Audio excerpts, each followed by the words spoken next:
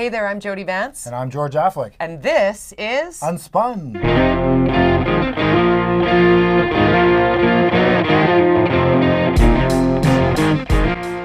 So in episode 3 of UnSpun, George and I are going to try and peel back the layers of the political onion, both municipally, provincially, sometimes federally, sometimes internationally.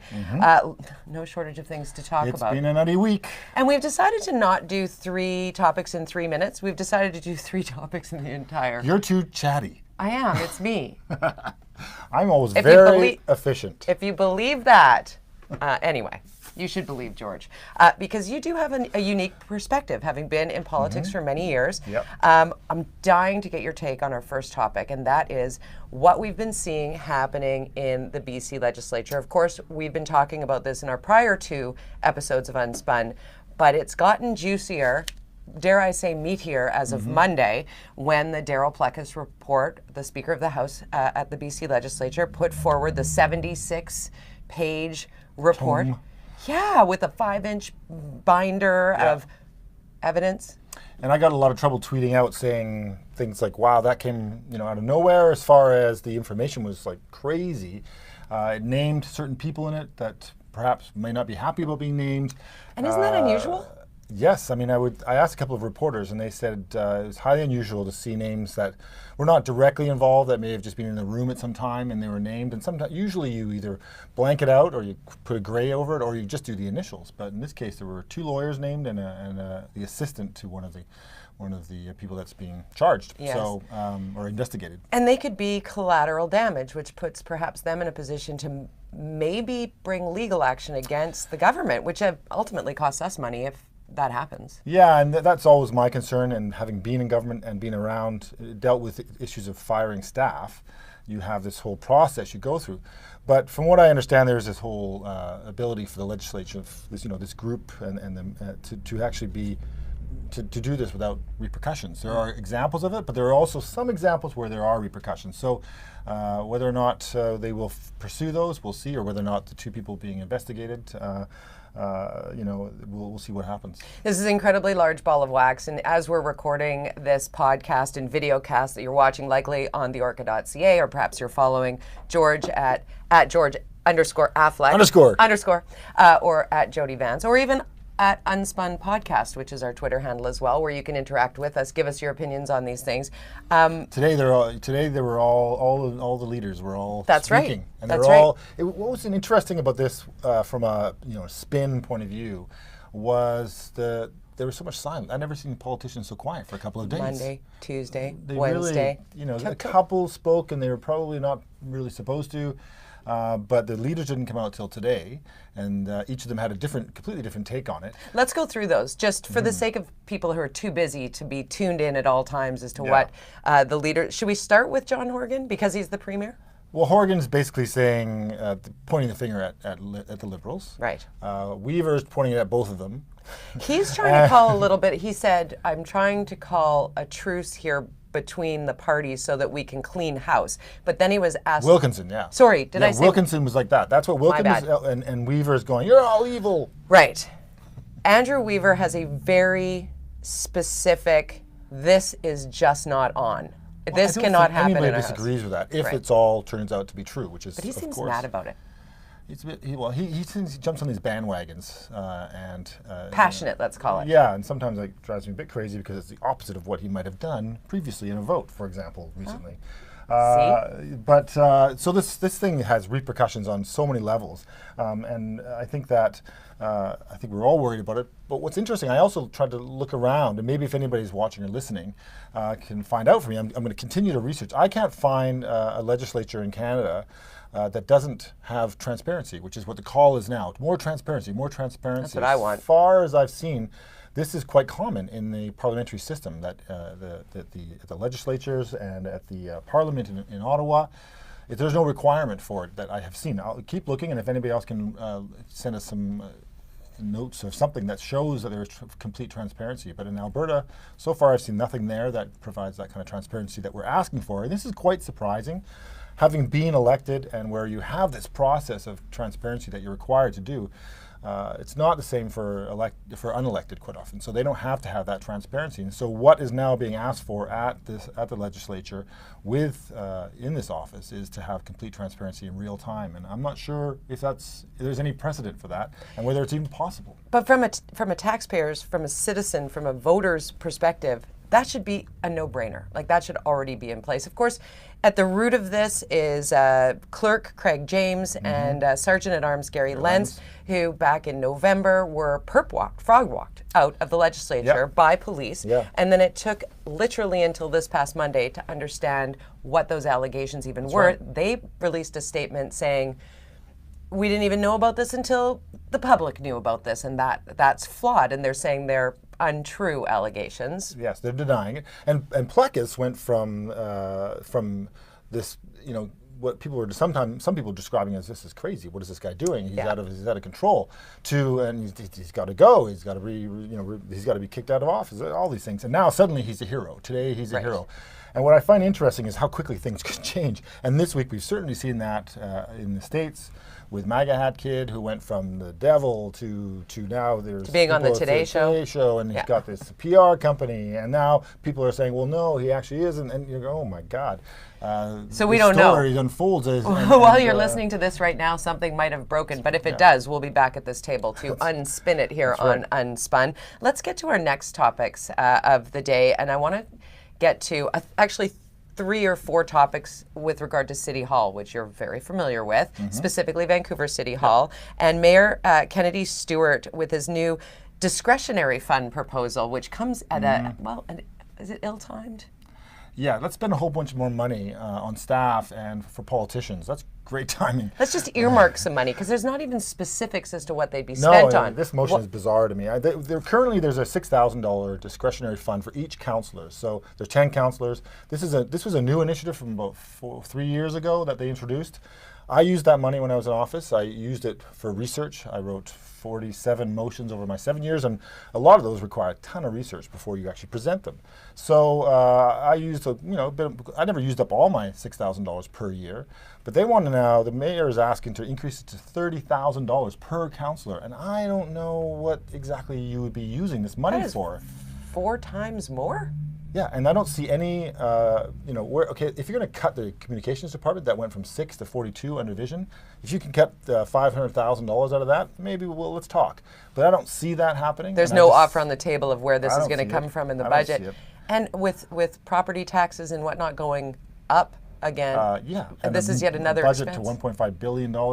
I don't think the residents of Vancouver should put up for this, and I certainly I'm not happy, and I would hope that they will decline this overly generous offer, because your job in City Hall is really to be a conduit for the people, and if you can't, that's what you're paid almost $100,000 a year in Vancouver to work the city.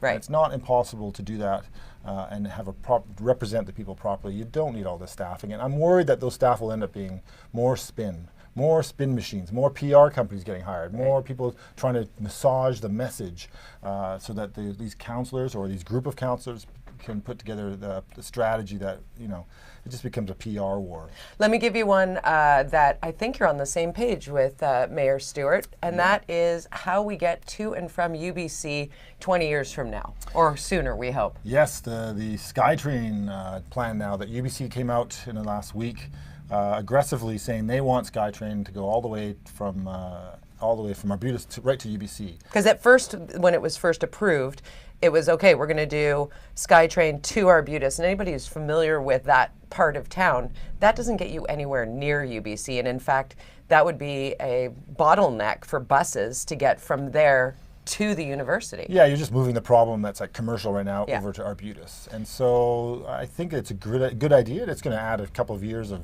construction down. How will it be constructed, George? Because I'm confused about that. Is it going to be in everybody's front or backyard going down a main street? Like, there are going to be a lot of mad... It'll be underground all the way to Alma, I would imagine. Is that going to be something like we experienced with the Canada line on Cambie? No, that was a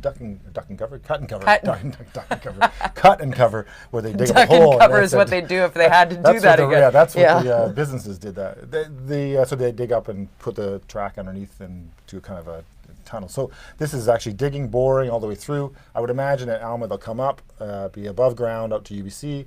Up 10th, right?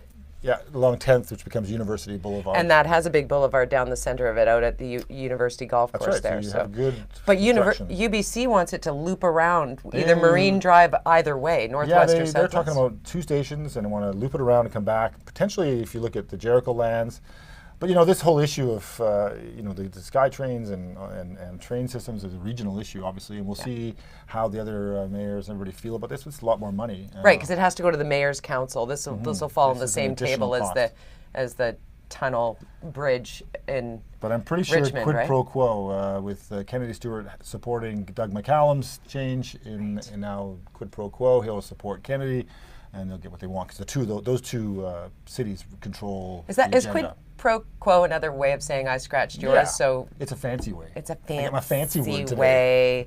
How about hospital parking? That's quite buzzy on Twitter, and a couple people stepping forward and commenting on it. I heard Bruce Allen's reality check on this. I love listening to Bruce because he always gives a very firm perspective, similar to someone else I know. And for those just listening, I'm pointing at George. He was very firm, and then that's ridiculous to say that you can have free parking at hospitals. I think $15 to $20 million. $15 million is what he quoted, and Vancouver Coastal Health. People that are going to and from the hospital to visit sick relatives, or even people that have to visit hospitals for their own well-being, aren't going to have access to those parking spots because they're going to get gobbled up by people going, oh, look, free parking. I'll go park over there. I think they will, for sure. You look at Surrey, where Doug McCallum said, I'm going to give free parking to everybody, and they're going to pay for it themselves. But that hospital is 3 blocks from the Skytrain station, so I'm thinking, okay, good luck policing that. Right. I did tweet out last night saying, well, what about the honor system that we see, say, at IKEA or Save on Foods, where they have the family parking and they have a little sign saying... Right, the little buggy with the mama with a couple of kids. And the thing is with those, I feel like people look at those, and if you do park there and you're not a family, you're a jerk, right? So, totally. So I think there's that honor system that could work. That's like people who park in a disabled spot and say, oh, I'm just going in for 5 minutes. You know what? Don't. Don't. Karmically, bad idea. Yeah. And bringing karma into your parking world now. Yeah, karma in the parking world. There's a lot of... Get it? Yeah. Karma. Very clever. Parking karma. And moms. And moms. All right, let's go on to... this next topic has me rattled to the core as a parent. No, I don't have a daughter, but... the police stepping forward and saying that they are now naming some of the 47 men caught in a sting trying to buy sexual services from underage girls. They knew what they were trying to find, like through websites and whatnot. And obviously that story, overarching, is horrific. But the names are starting to come forward, and a couple of the names have us rattled because one of a couple that might be people who are of note. One is a Vision Vancouver former school trustee. Ken Clement. Surprising. He resigned in June, and the Vision Vancouver answered questions to the media at that time, saying it was for health reasons. Clearly not necessarily, although, I guess what is health? But what's interesting, I mean, I see Jen St. Dennis from Metro saying today, or for saying the Star, Metro Star, saying she wished she'd dug a little deeper because this information was actually available through the courts to find out if she'd done some research. But it's one of those things. She was given an answer by Vision Vancouver's team. And she accepted that, and so it really raises some questions about what would have happened if that had become public in July. That a Vision Vancouver school board trustee was in this situation. What impact that would have had, and the fact that did they cover it up? I mean, that's not cool. And that's beyond not cool. Yeah. That is a huge public safety issue, because you should alert anybody who's come in contact with any of these 47. And now I'm hearing that the police are using this sort of as a pilot project, because they did it with great consultation from the Crown, and they've involved so many legal aspects to make sure that they've done it above board, that this isn't some kind of scheme that's going to get tossed out later in court, that these people are legitimately trying to purchase sexual favors from underage girls and set up to do so. And I mean, one of those named, Dias, was a retired teacher at the Catholic school, Little Flower Academy. I know people who've gone to that school. I know people who have kids at that school. I immediately started, and I wish we had known back June 27th when this all went down, that people could have been alerted to that. I mean, we are alerted to it now, but if our public officials like Vision Vancouver did not come forward with this information, and they misleaded the media. Well, hiding behind a health issue, a journalist wouldn't necessarily want to dig deeper. If you said, I'm resigning due to health issues, we don't know. You could be sick, your child could be sick, heaven forbid, somebody in your family. Those are very personal reasons. This is not. At the time, he was getting kudos from other trustees, including former trustee Patty Backus, who's now gone on and said some sort of vanilla things about how terrible this news is. It didn't seem very firm in its tone, shall we say. Not like her other tweets that I usually see, and then some are directed at you. Some I experienced. So it's going to be interesting to watch it. I'll be interested to see how journalists potentially follow up on this and investigate a bit further into how they weren't informed. Yeah, we'll be digging deeper on that one. I bet it'll probably more than likely be a topic on News Talk and podcasts for some time to come, because as mentioned, there are many more names to be put forward in this. A lot of the things we're talking about today are so ongoing. I mean, the Plecas, the whole stuff that's going on in Victoria, and the changes and the elections that are coming up. I mean, 2 elections could be impacted. One is the Nanaimo one, obviously, and then in the Burnaby one, the former deputy House was the guy running for Richard Lee, who is now running for the federal Liberals. So all these things are all kind of coming together. It's a good time to note that you should subscribe below here to UnSpun. You can also follow us at UnSpun Podcast on Twitter. You've got George _Affleck on Twitter. Affleck. Got to get you like a name tag. Yeah, and I'm Jody Vance at Jody Vance on Twitter as well. And you can always find us at the Orca.ca, which is a great resource to find very articles written by you. Oh yes, that's right. Every Wednesday, the middle comes out in the middle of the week. Very informative, good stuff. Thank you. I put it out there. I'm honest. I'll tell you that much. I try my best. But this week, I tackled that MAGA hat wearing confrontation between the Catholic school boy ongoing strategy and the whole scenario behind it, because people were very quick to make it about the Native elder and the kid and the smirk.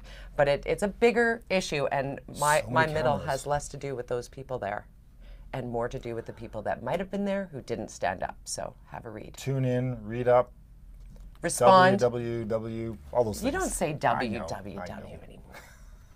Yeah, right. So, but what we really want is tweet at us, at UnSpun Podcast.